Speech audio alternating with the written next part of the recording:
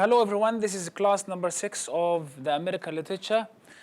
Today we are going to talk about the rise of realism. After we have discussed romanticism in America with poetry and with fiction, with writers such as Emily Dickinson, Walt Whitman being the leaders of romantic writers, and then with fiction, romantic fiction, with Nathaniel Hawthorne and his Scarlet Letter, and Herman Melville with his Moby Dick, and Edgar Allan Poe as well with his short story and the way he invented new ways in literature writing. Now we will come to realism.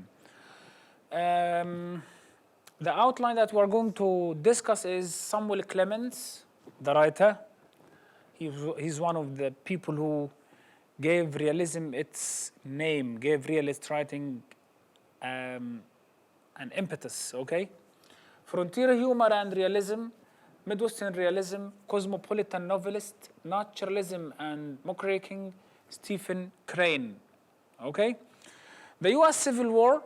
Now, after the revolution and independence in 1776, the Americans remained in the move and remained changing, looking for ways of life, looking for new definitions of self-perception, etc., etc. And one of these watersheds in the American history is the American Civil War that started in 1861 and ended in 1865. Between the industrial North and the agricultural slave-owning South, okay? It's a very important period that shaped and still shapes American identity today.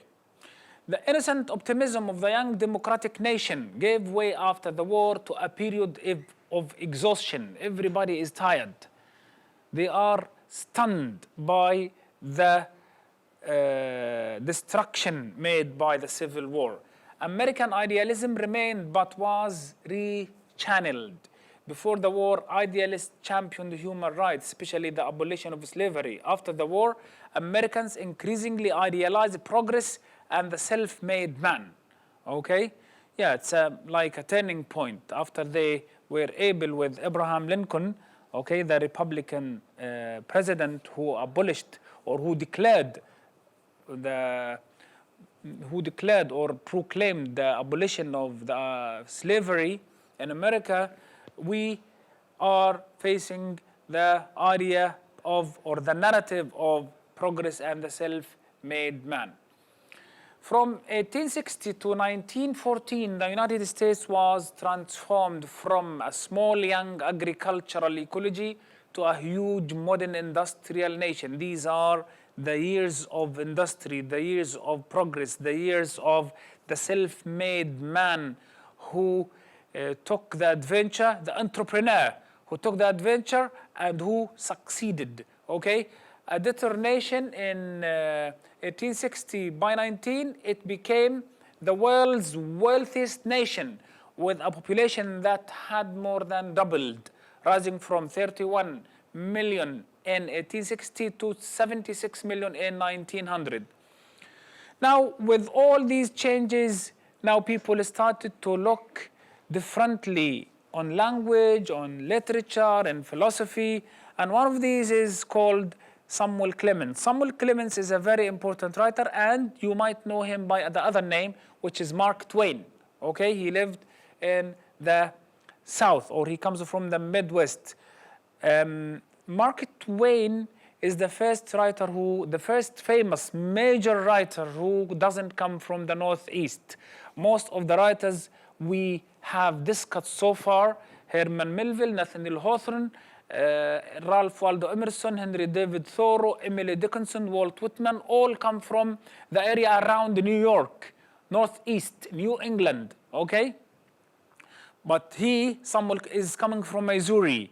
He is down the country. He's very close to the south. And here we come across a new way of looking at writing and literature. Samuel Clemens, better known by his pen name Mark Twain, grew up in the Mississippi River frontier town of Hannibal in Missouri.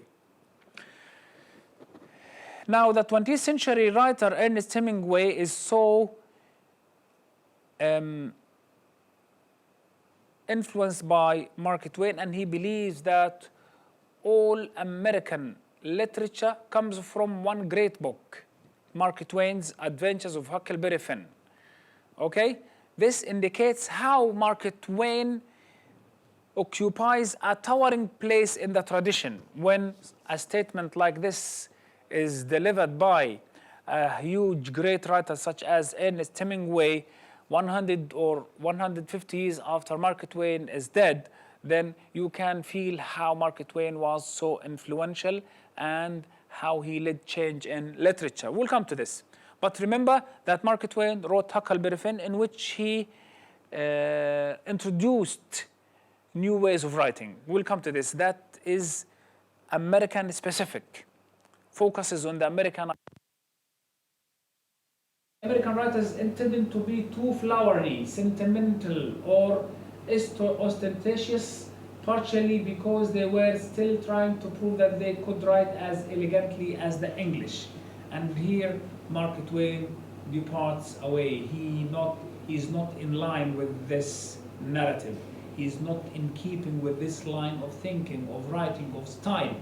He invented his own writing style that tells us that we Americans exist.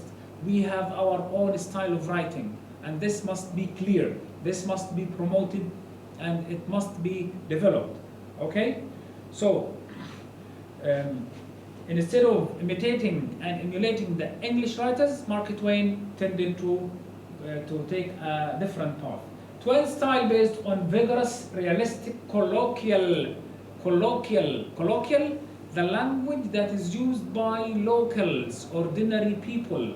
Okay, this is why when you come across, when you read Huckleberry Finn, you will find a lot of errors in the sentences delivered by Huckleberry Finn himself. He is an uneducated boy, okay, and he would commit mistakes, and these mistakes are actually done on purpose by Mark Twain in order to revolt against tradition. Okay, we'll come to this when we discuss him. Speech gave American writers a new appreciation of their national voice. Okay, Twain's style based on vigorous, realistic, colloquial American speech gave American writers a new appreciation of their national voice, the voice. However, it is erroneous, however, it's troubled by mistakes, but these mistakes, by the way, they say that literary creation is an intended mistake. You commit a mistake on purpose, but you know the rule and you deviate from the rule, aware that you are deviating from the rule on purpose, not just because you don't know the rule. Okay? Twain was the first major author to come from the interior of the country, as we've told. He's coming from the Midwest, okay? And he captured its distinctive humorous slang and iconoclasm. Iconoclasm is to be subversive towards the tradition, the linguistic tradition.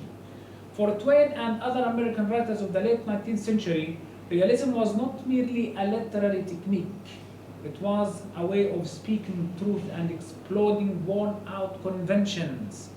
If they are not happy with the convention, they criticize it within the language, okay? They rebel against conventions using certain ways of expression. Thus, it was profoundly liberating and potentially at odds with society. The most well-known example is Huckleberry Finn, who is a poor boy who decides to follow the voice of his conscience and help a Negro slave escape to freedom, even though Huckleberry thinks this means that he will be damned to hell for breaking the law. Twain's masterpiece, which appeared, i.e. Huckleberry Finn, which appeared in 1884, is set in the Mississippi River village of St. Petersburg. The son of an alcoholic bum. His father was Huckleberry Finn's father is alcoholic. He is drunk all the time. Huck has just been adopted by a respectable family when his father, in a drunken stupor, threatens to kill him. Okay? In the end, it is discovered that Miss Watson had already freed Jem, and a respectable family is taking care of the wild boy Huck. But Huck grows impatient with the civilized society. He always ridicules in the lines of the book. Hackenbergen always ridiculed civilization and civilized manners, and he is always asked, for example, to do the thing, and then he insists to do it. If he is asked to pray, then he is questioning, why are we praying? Who is he? He is taught about Moses, for example, and he said, why should I bother about a person who is centuries dead? Okay, why should I wear shoes? Why should I avoid smoking? These are the things that he always was wondering about in a society that to him is doing certain things that relates to appearance, but in reality, in essence, the society is defected. He feels in his heart that this society is not as pure as it appears to be. Okay? So he grows impatient with civilized society and plans to escape to the territories. The territories is the term that was used to denote the Native Americans' land. Okay? And here we talk about the frontier literature. Okay? Hackenbergen has inspired countless literary interpretations. Clearly, the novel is a story of death, rebirth, and initiation.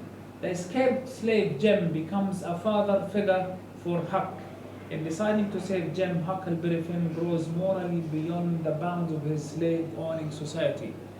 Yeah, it says to Hackenbergen how a slave-owning society can be pious.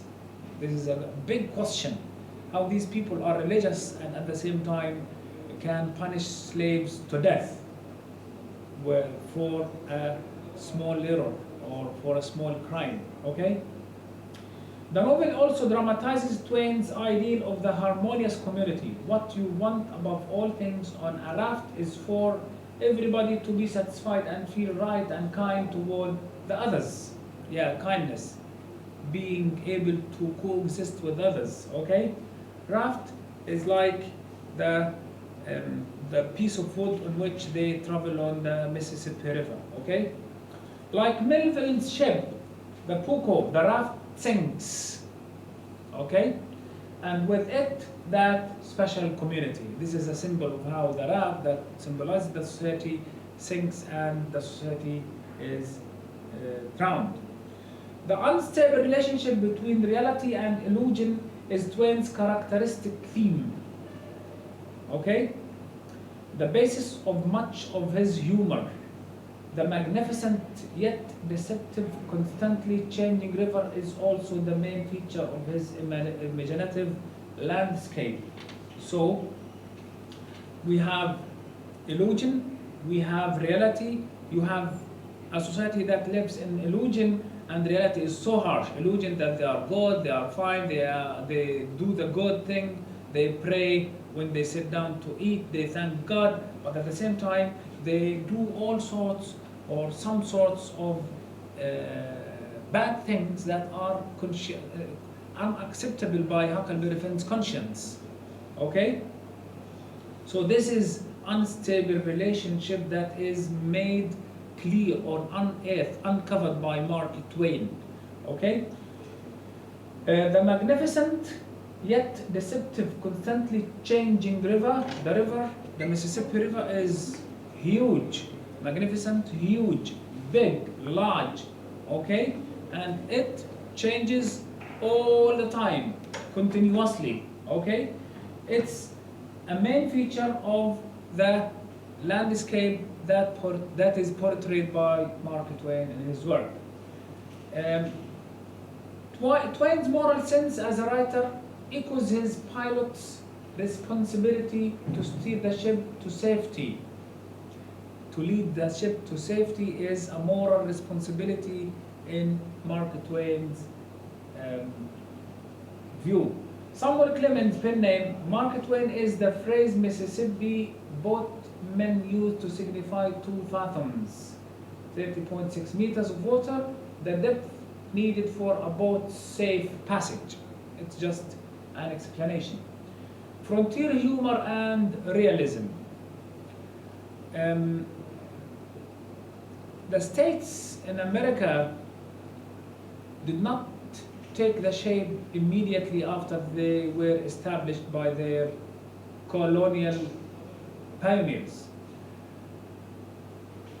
Now, these Europeans or English people lived in certain spots, and they were for a certain period of time surrounded by the natives.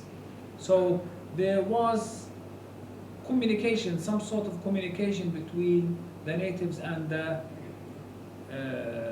Europeans.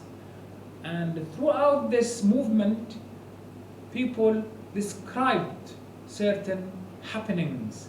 And this is why it is available in the mind of Huckleberry Finn that if he wants to leave his people, he can just cross the borders and go for the territories, the Native Americans' land.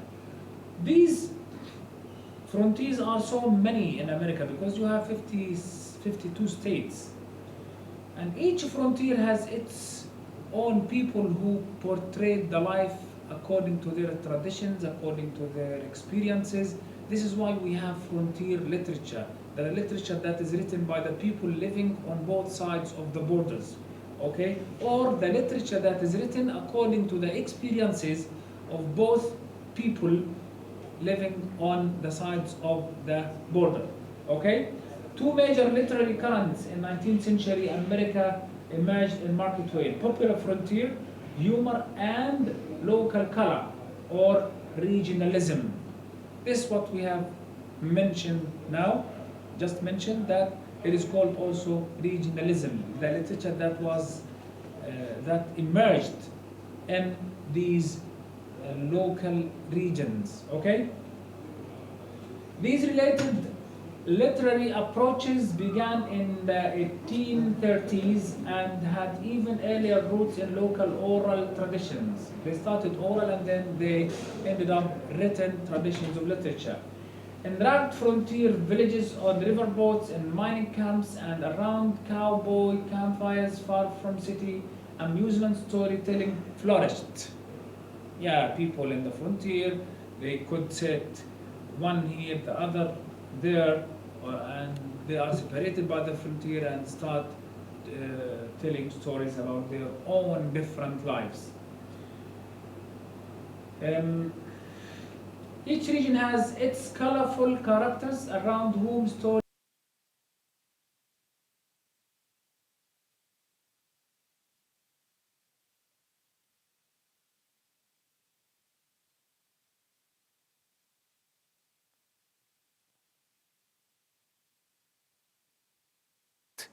Carson, the Indian fighter, and Davy Crockett, the scout. Okay? All these are important examples of regionalist literature. Twain, Faulkner, and many other writers, particularly Southerners, are indebted to frontier pre-Civil War humorists. Why the South? Because the South remained agricultural, which means that they remained in touch with other elements of nature, with other people surrounding them, okay? They are indebted to frontier pre-Civil War humorists such as Johnson Hooper, George Washington Harris, Augustus Longstreet, Thomas Banks Thorpe, and Joseph Baldwin. From them and the American frontier folk came the wild proliferation. Proliferation means spread of comical new American words like absquatulate, which means leave. This is a humorist way of saying somebody is leaving. Flabbergasted, gusted, amazed. Rampiguous, unruly, rampaging. Local boosters or ring-tailed roarers who asserted they were half horse, half alligator, also underscored the boundless energy of the frontier. We will stop here on the Midwestern because I'm giving a signal. On the Midwestern realism, we will continue this next time, and we'll also go for the chapter number 6 next time in class number 7, discussing modernism and experimentation from 1914 to 1945. Okay, see you next time, inshallah. Bye bye.